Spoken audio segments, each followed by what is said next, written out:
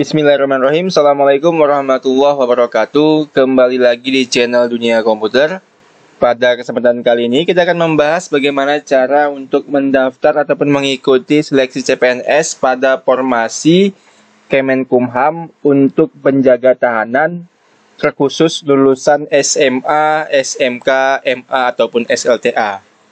Oke, langsung aja kita akses laman websitenya, yaitu sscsn.bkn.go.id.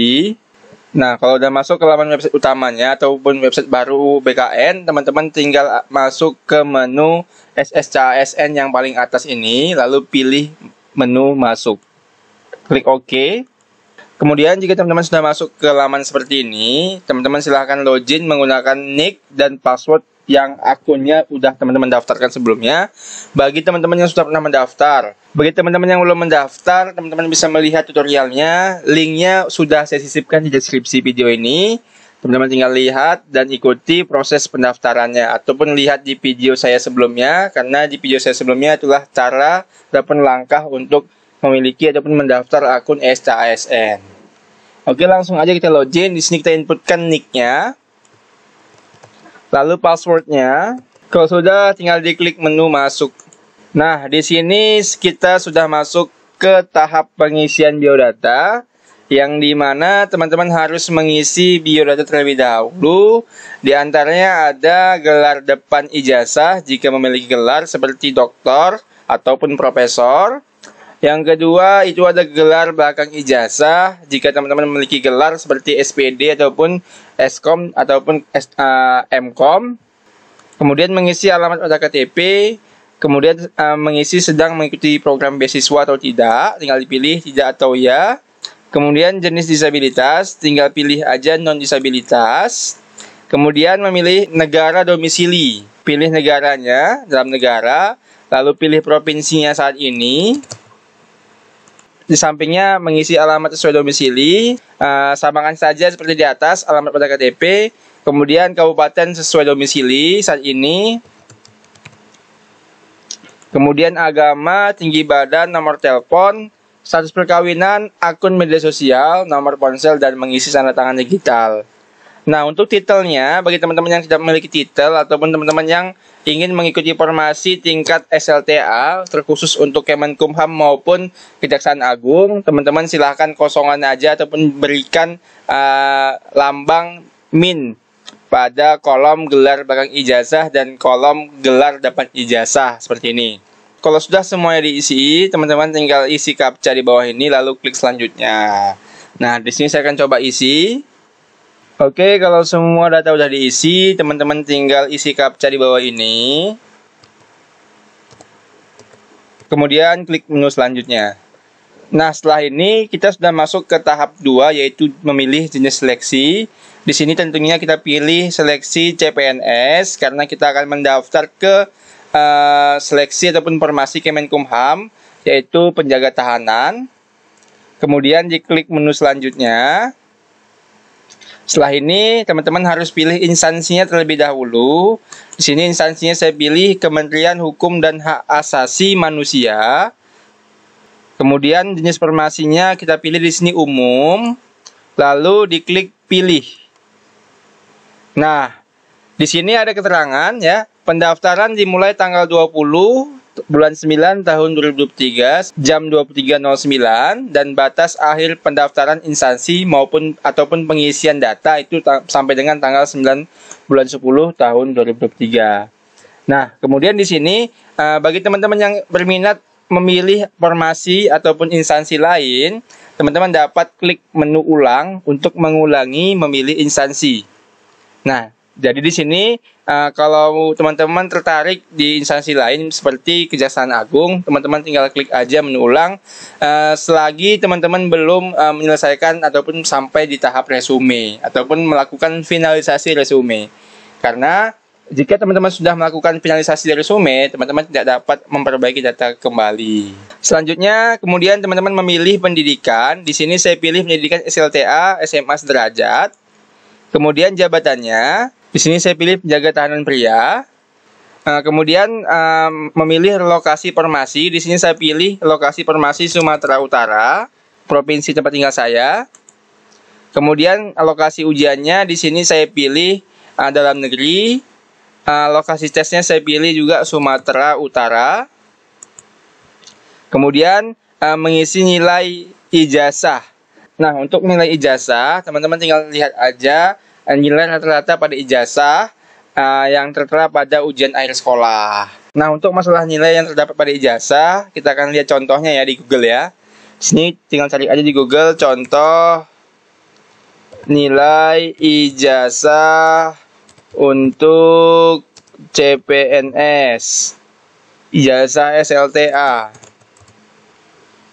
Kita klik gambar. Nah, di sini terdapat contoh nilainya ya. Tinggal kita klik aja ini sebagai contoh. Nah, inilah dia contoh daripada nilainya, yang dimana rata-rata dari nilai sekolah dan nilai ujian nasional. Jadi nilai yang akan diinput pada pendaftaran CPNS ini ialah nilai rata-rata dari nilai akhir di sini. Karena ini semua udah dikonferensi dan terdapatlah nilai yaitu 7,9 dari seluruh rata-rata nilai yang ada. Contohnya seperti ini. Jadi teman-teman yang ingin mendaftar CPNS untuk formasi ataupun instansi Kemenkumham maupun Kejaksaan Agung yang menggunakan ijazah SMA, silahkan lihat di belakang ijazahnya. Tentunya di belakang ijazah terdapat rata-rata dan jumlah dari seluruh nilai yang terdapat pada ijazah teman-teman. Nah, di sini kita lanjut. Di sini saya akan isi nilainya ya. Kemudian nomor ijazah. Nah, untuk nomor ijazah bagi teman-teman yang menggunakan ijazah SMA, nomor ijazahnya itu terdapat pada halaman pertama ya. Ini kita contohkan lagi di Google ya. Nah, terdapat pada halaman pertama ataupun halaman depan, dan nomor ijazahnya itu ada di posisi paling bawah ini. Nah, contoh ini kita cari lagi di Google ya. Ijazah SLTA contohnya, ini kita cari lagi. Nah, ini contoh dari ijazah SLTA, dan inilah nomor dari ijazah tersebut. Posisinya paling bawah. Nah, jadi teman-teman tinggal lihat aja di ijazahnya. Untuk nomor ijazahnya terdapat di paling bawah di bagian bingkai ijazah seperti ini. Oke. Kemudian kita isi tahun lulusnya. Selanjutnya tanggal ijazahnya. Selanjutnya nama sekolahnya. Nah, kalau udah diisi semua, teman-teman scroll ke bawah, lalu tinggal isi CAPTCHA, kemudian diklik menu selanjutnya. Kemudian setelah ini teman-teman harus mengisi riwayat, yaitu terdapat deskripsi pekerjaan, nama pekerjaan, unit kerja, dan dideskripsikan pengalaman kerja teman-teman. Jadi teman-teman tinggal isi aja sesuai dengan pengalaman kerja teman-teman bagi yang memiliki pengalaman kerja. Namun bagi yang tidak memiliki pengalaman kerja, teman-teman dapat mengosongkan ini semua. Nah, contohnya saat ini teman-teman mungkin sedang bekerja di perusahaan ataupun di instansi. Silahkan teman-teman isi nama perusahaannya, misalkan perusahaannya Aimi-shop. Kemudian unit kerjanya sebagai dropshipper. Kemudian deskripsi pekerjaannya apa? Misalkan melakukan perdagangan online shop ataupun menjadi reseller dari menggunakan ataupun melakukan perdagangan berbasis online. Contohnya seperti itu. Jadi teman-teman deskripsikan aja apa tanggung jawab teman-teman terhadap jabatan yang teman-teman miliki di dalam dunia kerjaan. Kemudian di sini ada riwayat kerja. Bagi teman-teman yang memiliki riwayat kerja yang sudah resign ataupun yang pengalaman kerja sebelumnya, teman-teman tinggal tambahkan aja di sini, tinggal tambah pengalaman kerja, tinggal diisi jenis instansinya, kemudian pilih instansi swasta ataupun pemerintahan, kemudian jabatannya, kemudian tanggal mulai masuk kerjanya, lalu tanggal selesai kerjanya, kemudian gaji pokoknya berapa, nomor surat keputusannya ataupun surat pengangkatannya, SK-nya, tanggalnya, pejabatnya siapa, dan bukti pengalaman kerja. Ini kayak daftar riwayat pengalaman kerja ya, tinggal diunggah aja di sini, tinggal di host file bagi yang ada. Namun bagi yang tidak memiliki pengalaman kerja, teman-teman dapat kosongan ini. Kemudian di bawahnya ini ada riwayat penulisan ilmiah. Bagi teman-teman yang pernah membuat sebuah penelitian seperti jurnal, teman-teman dapat menambahkan nama karya ilmiahnya yang terdapat di riwayat penulisan ilmiah. Oke, kalau udah diisi, teman-teman bisa klik menu selanjutnya. Nah, ini nggak saya isi karena itu sifatnya tidak wajib, boleh diisi, boleh tidak diisi. Nah, kemudian di sini terdapat beberapa dokumen yang dibutuhkan untuk penjaga tahanan. Nah, di sini yang pertama ada scan surat berwarna ataupun surat lamaran. Surat lamaran ini harus dibubuhi e-matre ya. E-matre 10.000 dan ini sifatnya wajib. Dan untuk surat lamarannya, teman-teman dapat download ke laman website casn.kemenkumham.go.id. Contohnya seperti ini ya. Ini linknya, kita coba buka linknya supaya teman-teman bisa juga lihat. Nah, di sini ada unduh dokumen ya. Menu unduh dokumen. Teman-teman tinggal klik aja surat lamaran untuk tingkat SLTA. Ya. Kemudian di sini kalau udah di-download ya, teman-teman buka. Kemudian teman-teman edit aja, teman-teman isi tanggal suratnya, nama teman-teman, tempat tanggal lahir, jenis kelamin, pendidikan, jabatan yang dilamar, jenis kebutuhan jika ada, alamat, nomor HP, dan alamat email. Lalu di sini teman-teman harus menyiapkan berkas-berkas di bawahnya ya.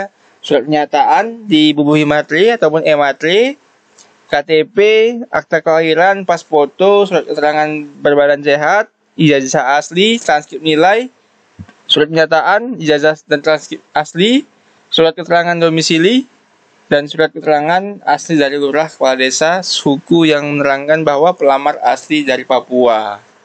Nah, kalau udah ditempel e-matre, ini teman-teman edit aja, habis itu teman-teman jadikan PDF, lalu di-upload dan nantinya untuk pengisian e-matre ataupun penempelan e-matre nantinya setelah teman-teman mengupload dokumen yang kosong tersebut supaya bisa ditempelin pakai e-matre.